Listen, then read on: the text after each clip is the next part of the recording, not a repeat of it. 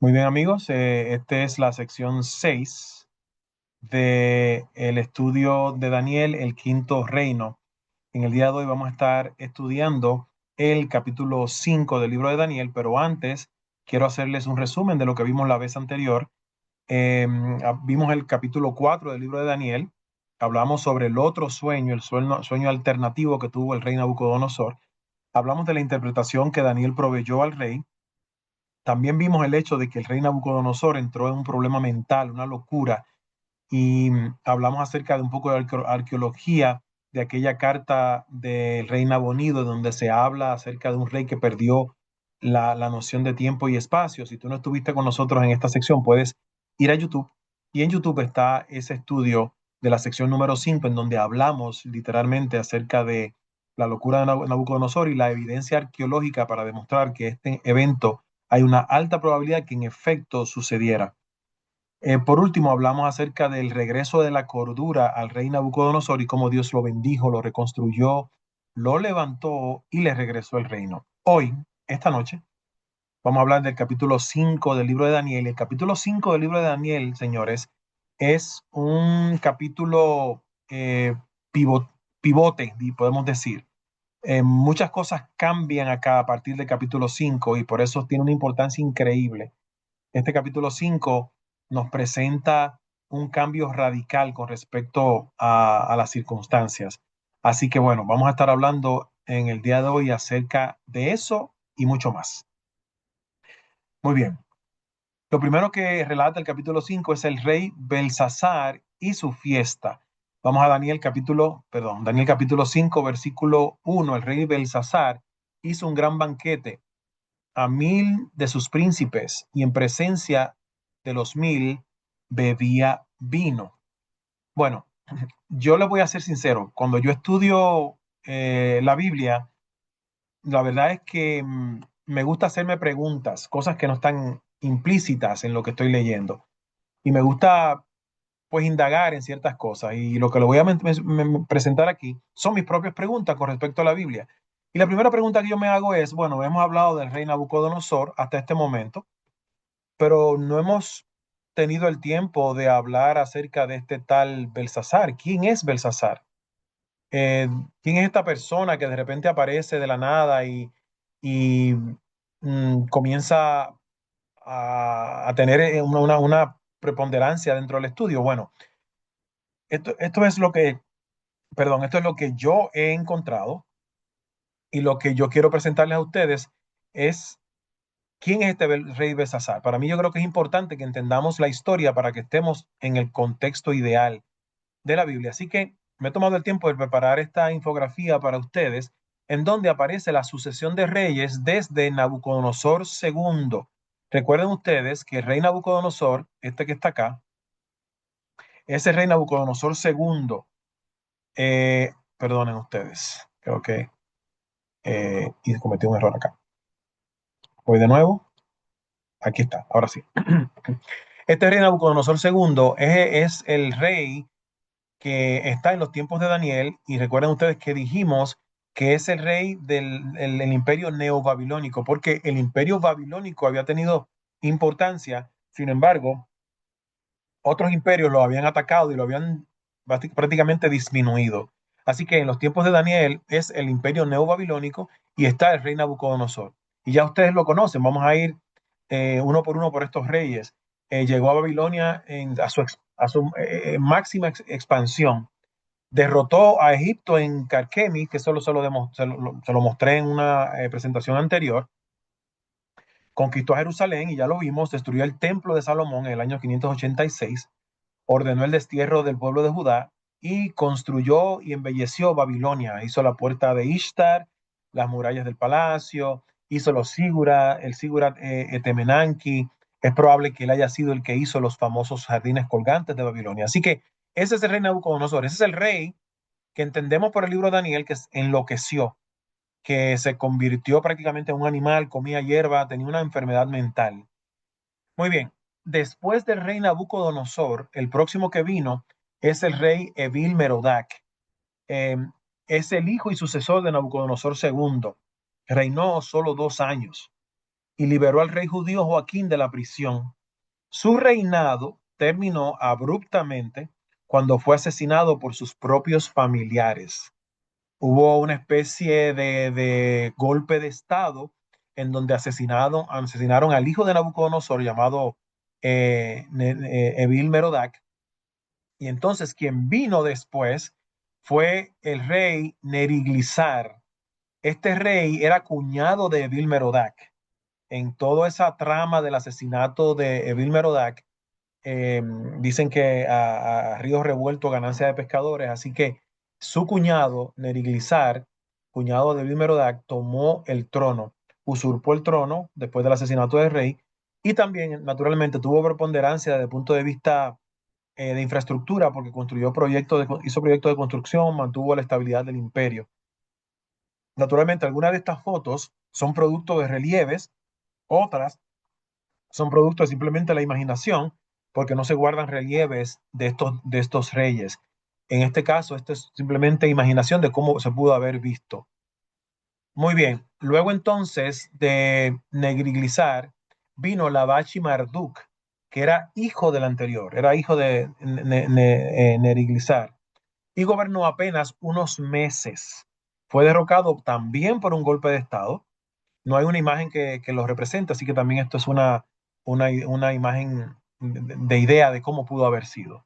Así que después de Neriglissar vino su hijo, pero entonces este gobernó por algunos meses y luego entonces fue derrotado por otro golpe de Estado. En estos tiempos era muy turbulento, había que ser muy perspicaz y muy inteligente para mantener el trono. Había muchos golpes de Estado. Así que después de Lavashi Marduk, el próximo que vino fue Nabonido, y este lo mencionamos la vez anterior. De hecho, la carta aquella que aparece de la historia de un rey que se enloqueció menciona que es Nabonido, pero entendemos que pudo haber sido un error de traducción del rey. Nabonido fue el último rey legítimo de Babilonia. Esto es importante porque este fue el último rey legítimo de Babilonia antes de que la ciudad cayera en manos de Ciro el Grande en el 539, que lo vamos a ver más adelante. No era descendiente del rey Nabucodonosor ni nada por el estilo, sino que usurpó el trono a Lavashi Marduk, que era nieto de Nabucodonosor. Fue padre de Belsasar, gobernante de Babilonia en Daniel 5. Ahora vamos entonces al rey que nos interesa, que es nada más y nada menos que Belsasar. Pero entendamos que técnicamente Belsasar no era rey, porque el rey era su padre Nabonido, sino que Belsasar era un corregente de Babilonia, una especie de administrador, quizá primer ministro. Era el hijo mayor del rey Nabonido, gobernó como corregente de la capital, fue protagonista de la inscripción en la pared y fue el último comandante de Babilonia antes de que los medos y los persas entraran a la ciudad. Y es en este hombre al que se le aparece la mano que vamos a ver más adelante escribiendo en la pared. Y es este hombre que los medos y los persas conquistan al entrar a Babilonia. Nabonido era rey, pero estaba fuera de Babilonia cuando sucedió la invasión de los medos y los persas a Babilonia. Así que este es el rey que nos interesa, pero recordemos que no era necesariamente un rey, sino que era el hijo del rey, pero como el rey estaba fuera de Babilonia, en este caso él era técnicamente el rey que estaba actuando al momento de la invasión de los medos y los persas. Muy bien, vamos entonces a hablar acerca de los utensilios sagrados que se mencionan en Daniel capítulo 5. Éxodo 25 nos dice, en aquel tiempo subieron contra Jerusalén los siervos de Nabucodonosor, rey de Babilonia, y la ciudad fue sitiada, y esto lo hemos visto anteriormente en la introducción. Versículo 13, y sacó de allí todos los tesoros de la casa de Jehová y los tesoros de la casa real, y rompió en pedazos todos los utensilios de oro que había hecho Salomón, rey de Israel, en la casa de Jehová, como Jehová había mandado. Así que aquí vemos, esto es Éxodo 25 y acabo de leer Segunda de Reyes, versículo 24. ¿Por qué estoy hablando de estos utensilios? Porque precisamente Belsasar, el regente de Babilonia, hijo de Nabonido, dice Daniel capítulo 5, versículo 2, Belsasar, con el gusto del vino, mandó que trajesen los vasos de oro y de plata que Nabucodonosor su padre había traído del templo de Jerusalén.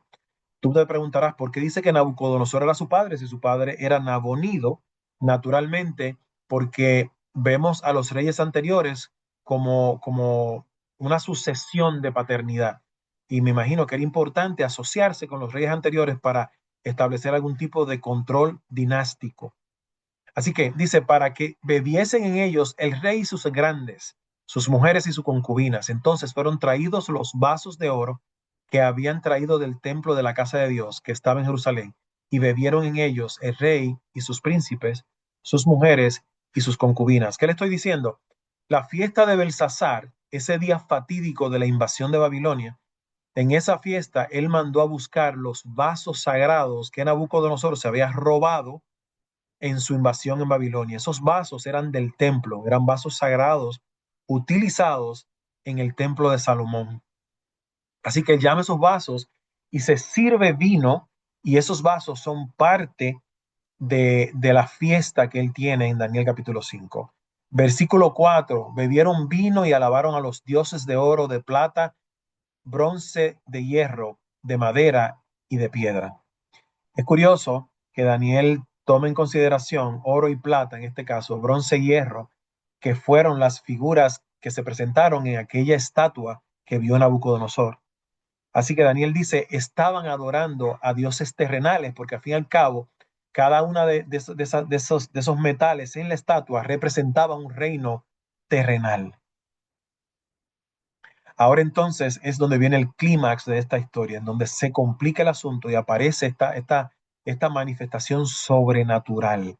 Daniel capítulo 5, versículo 5 dice, en aquella misma hora aparecieron los dedos de una mano de hombre que escribía delante del candelero sobre lo encalado de la pared del palacio real. Y el rey veía la mano que escribía. Entonces el rey palideció y sus pensamientos se turbaron y se debilitaron sus lomos y sus rodillas daban la una contra la otra. Ahora el rey estaba preocupado porque una mano apareció en la pared, escribiendo una escritura complicada de entender, un mensaje que no se podía descifrar. Y el mensaje decía, Mené, Mené, Tekel, Uparsin. Versículo 7: el rey gritó en alta voz que hicieran venir magos, caldeos y adivinos. Y dijo el rey a los sabios de Babilonia, cualquiera que lea esta escritura y me muestre su interpretación será vestido de púrpura y un collar de oro llevará en su cuello y será el tercer señor en el reino. Entonces fueron introducidos todos los sabios del rey, pero no pudieron leer la escritura ni mostrar al rey su interpretación. Ellos intentaron leer, intentaron interpretar, pero no pudieron. Versículo 9: entonces el rey Belsasar se turbó sobremanera y palideció, y sus príncipes estaban perplejos. Versículo 10: la reina, por las palabras del rey y de sus príncipes, entró a la sala del banquete. Llegó la reina entonces y dijo, rey, vive para siempre, no te turben tus pensamientos ni palidezca tu rostro. En tu reino hay un hombre en el cual mora el espíritu de los dioses santos.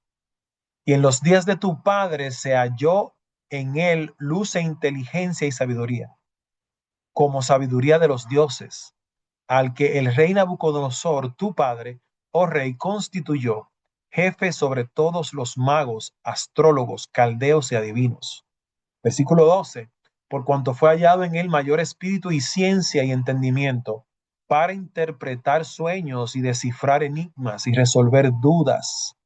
Esto es, en Daniel, al cual el rey puso por sobrenombre Belsasar. Llámese pues ahora Daniel, y él te dará la interpretación. Versículo 13: entonces Daniel fue traído delante del rey, y dijo el rey a Daniel, ¿eres tú aquel Daniel de los hijos de la cautividad de Judá, que mi padre trajo de Judá? Es interesante, señores, porque yo le mostré la vez anterior el fragmento de la oración de Nabonido, y en ese fragmento de la oración de Nabonido aparece una información que es muy relevante en este preciso momento también. Las palabras de Nabonido nos hablan acerca de que él era rey de Babilonia, y entendemos que es probable que esté hablando no de Nabonido, sino de Nabucodonosor en este caso, que ha sido una mala traducción del escriba que escribió esta carta, que no está en la Biblia, sino que se encontró en el Qumran. Dice que había un rey que tenía una enfermedad terrible, pero en este caso lo que me interesa es decirle la última parte. Un adivino, que es la parte 4, un adivino que era judío de los exiliados vino a mí y me dijo. Entonces, de nuevo, aparentemente era muy importante lo que Daniel había hecho interpretando el sueño del rey, porque ahora incluso hasta la reina recordaba ese evento, y era tan importante que un escriba tomó la decisión de escribir esta carta. Se cree que es una carta de rey Nabonido o Nabucodonosor, en donde habla precisamente de un supuesto adivino que era judío y que interpretaba las visiones. Regresando a Daniel capítulo 5, versículo 14, dice: yo he oído de ti que el espíritu de los dioses santos es en ti, y que en ti se halló luz, entendimiento y mayor sabiduría. Y ahora fueron traídos delante de mí sabios y astrólogos para que leyesen esta escritura y me dijesen su interpretación, pero no han podido mostrarme la interpretación del asunto. 16. Yo pues he oído de ti que puedes dar interpretación y resolver dificultades. Si ahora puedes leer esta escritura y darme su interpretación, serás vestido de púrpura. Esto es importante porque la púrpura, amigos queridos, aún en los tiempos de Pablo se habla de la púrpura, era un material muy caro y de mucho valor. Así que a Daniel se le da la opción. Recuerden ustedes en el libro de los Hechos que, si mal no recuerdo, Lidia trabajaba con púrpura, era una persona de mucho dinero en la iglesia de Filipo. Se cree que ella financió la iglesia de Filipo con este negocio. Y dice que se le iba a dar un collar, regresando al versículo, de oro llevarás en tu cuello y serás el tercer señor en el reino. Ahora viene entonces la interpretación de Daniel. Dice Daniel 5, versículo 17. Entonces Daniel respondió y dijo al delante del rey: tus dones sean para ti y da tus recompensas a otros. Leeré la escritura al rey y le daré la interpretación. Versículo 18. El Altísimo Dios, oh rey, dio a Nabucodonosor tu padre el reino y la grandeza, la gloria y la majestad. Y por la grandeza que le dio, todos los pueblos, naciones y lenguas temblaban y temían delante de él. A quien quería mataba, a quien quería daba vida, engrandecía a quien quería y a quien quería humillaba. Hablando del rey Nabucodonosor. Versículo 20, mas cuando su corazón se ensoberdeció y su espíritu se endureció en su orgullo, fue depuesto del trono de su reino y despojado de su gloria. Y fue echado de entre los hijos de los hombres y su mente se hizo semejante a la de las bestias. Daniel lo que está haciendo es haciéndole una historia, describiéndole la historia que había padecido el rey Nabucodonosor, para que él entendiera de dónde venía la situación que el rey Belsasar estaba enfrentando. Y con los asnos monteses fue su morada, y hierba le hicieron comer como buey, y su cuerpo fue mojado con el rocío del cielo, hasta que reconoció que el Altísimo Dios tiene dominio sobre el reino de los hombres, y que pone sobre él al que le place. Versículo 22. Y tú, su hijo Belsasar, no has humillado tu corazón sabiendo todo esto, sino que contra el Señor del cielo te has ensoverdecido e hiciste traer delante de ti los vasos de su casa, y tú y tus grandes, tus mujeres y tus concubinas bebiste vino en ellos. Además de esto, diste alabanza a dioses de plata, oro, de bronce y de hierro, de madera y de piedra, que ni ven, ni oyen, ni saben, y el Dios en cuya mano está tu vida y cuyos son todos tus caminos, nunca honraste. Versículo 24. Entonces de su presencia fue enviado la mano que trazó esta escritura. Daniel está diciendo, esta escritura fue enviada por Dios. Versículo 25. Y la escritura que trazó es Mené, Mené, Tekel Uparsin. Esta es la interpretación del asunto. Entonces, una pregunta que yo me hice, que no sé si tú te estás haciendo la pregunta, es, bueno, si dijimos que en Babilonia se hablaba la lengua del acadio y se hablaba el arameo, y estas letras fueron escritas en la pared en arameo, la pregunta entonces que yo me hago, que me imagino que es lógica, si el arameo y el acadio eran los dos de las lenguas principales del imperio babilónico, entonces, ¿por qué, señores, el rey y la corte y sus sabios no pudieron leer el mensaje en la pared si ellos hablaban el arameo y fue escrito en arameo? Bueno, hay tres posibilidades. Número uno, las palabras pudieron ser signos más que letras directamente, utilizando los signos del lenguaje. Los sabios probablemente, la segunda posición pudiera ser, los sabios podían leer los signos, leer las letras, pero el problema estaba en la interpretación del sentido profético. No era simplemente leerlo, porque yo puedo leer que diga, casa, hombre, muerte, pero ¿qué significa eso? Los sabios podían leer el arameo, pero no podían descifrar el mensaje. Esa es la parte importante. Entonces, ¿qué significaba lo que se escribió en la pared? La primera palabra, mené, significa contar, contó Dios tu reino y le ha puesto fin. Mené significa contar. Entonces Daniel le dice, eso significa, lo que eso significa es que Dios contó tu reino y le ha puesto fin. La segunda palabra, tekel, tekel significa literalmente pesar. Y Daniel le dice, si tú no entiendes lo que significa pesar, tienes que entender que Dios te está diciendo, tu reino ha sido pesado en balanza y fuiste hallado falto. Y la última palabra, perez, aunque dice uparsin, significa tu reino ha sido roto y dado a los medos y los persas. Noten que la palabra que se escribió fue uparsin, que es el plural de perez, porque uparsin, para llegar al plural, incluye la conjunción y. Por eso, cuando Daniel lo interpreta, no dice uparsin, sino dice perez. Entonces, ¿qué significa perez? ¿Qué significa uparsin? Tu reino ha sido roto y dado a los medos y a los persas. Ahora Daniel interpretó la visión que tuvo el rey, las palabras que se escribieron en la pared. No fue una visión, las palabras se escribieron literalmente en la pared. Versículo 29 dice, entonces mandó Belsasar vestir a Daniel de púrpura y poner en su cuello un collar de oro y proclamar que él era el tercer señor en el reino. Versículo 38, y donde quiera que habitan los hijos de los hombres, bestias del campo y aves del cielo, él los ha entregado en tu mano y te ha dado el dominio sobre ti. Tú eres aquella cabeza de oro. Este es el versículo 2 que lo vimos anteriormente, perdón, versículo 38 del capítulo 2.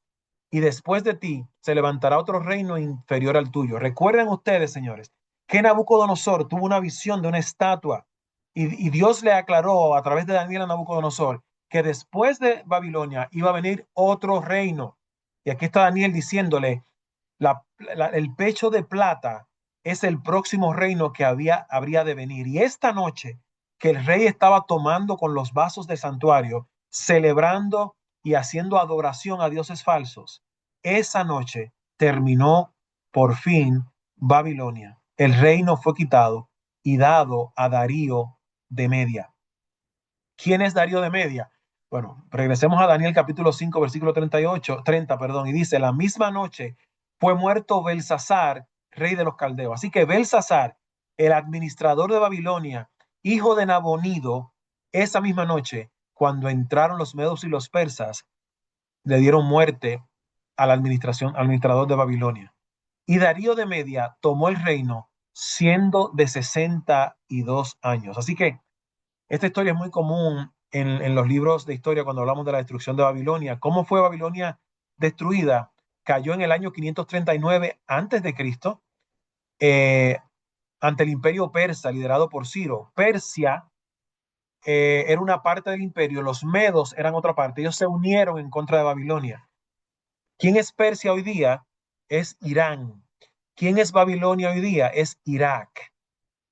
Así que los persas, liderados por Ciro el Grande, ganó la batalla de Opis y el ejército persa desvió el río Éufrates. Si ustedes ven en la foto, ahí ven que los soldados están dentro del río. Babilonia era impenetrable, las murallas eran gigantescas, eran poderosas, era imposible entrar a Babilonia. Sin embargo, había una debilidad, el río Éufrates entraba a través de las murallas. Así que Ciro tuvo una idea de ingeniería maravillosa, creó unos diques y unos canales y en un momento preciso secó el río, desvió el curso del río y de esa manera entonces entró en Babilonia con el río en seco. Pero como los babilonios estaban en fiesta, técnicamente los agarró fuera de base y fue fácil entonces la conquista de la ciudad. Este que ustedes ven acá es Ciro el Grande, rey de Media y de Persia. Conquistó Babilonia en el 539 y fue confirmado arqueológicamente, permitió el regreso de los judíos. Sabemos que existió, la arqueología nos habla de Ciro el Grande, existió, y es este en el libro de Esdras y Nehemías que permitió eventualmente el regreso de los judíos. Para que se ubiquen, aquí vemos a un mapa. Esto que ustedes ven acá es el mar Mediterráneo, esto que está acá azul. Aquí es donde está hoy día Israel, esto es Turquía hoy día, y esto es Irán hoy día, y esto es Irak. Así que los medos vinieron desde Media, desde Irán hasta Irak, lo que es hoy Irak, hasta Babilonia, e invadieron. Ellos expandieron su imperio conquistando a Babilonia y por ende conquistando todos los territorios que le pertenecían a esta. Ahora tenemos un problema, porque Daniel nos habla de un tal Darío de Media, pero en la arqueología no se encuentra tal Darío de Media, no aparece ese nombre, no aparece registrado este señor como conquistando a Babilonia. Así que tenemos unas teorías para decir quién es este Darío de Media. La teoría número uno era que Darío no era otro que un señor, un eh, general llamado Gobrías o Ugbarú o Gubarú. Esta primera teoría nos dice, y esta es la favorita de muchos estudiosos, dice que Gobrías era el general de Ciro el Grande y era el gobernador de Babilonia después de la conquista y participó en la toma de la ciudad. Daniel dice, Darío el Medio tomó el reino. Entonces, es curioso que Daniel hable de un Darío y que no aparezca un Darío, pero es probable que este Darío no es otro que simplemente Gobrías o Ugbarú o Kubarú, que era un general de Ciro el Grande y que conquistó la ciudad en nombre de Ciro el Grande. La opción número dos es que Darío de Media, ¿verdad? Era simplemente otro nombre para Ciro el Grande. Y se cree que entonces es posible que Darío no es otra cosa que un título que se le daba a Ciro el Grande. Así que independientemente sea Barú Gubar o que sea otro nombre para Ciro, entendemos que al que entró en Babilonia se le llamó Darío el de Media. Así que con eso termina el capítulo 5 del libro de Daniel. El próximo lunes vamos a estar hablando acerca de Daniel en el foso de los leones y cómo Dios lo salvó de una muerte segura. Voy a detener la grabación y entonces vamos a conversar con sus preguntas y sus comentarios.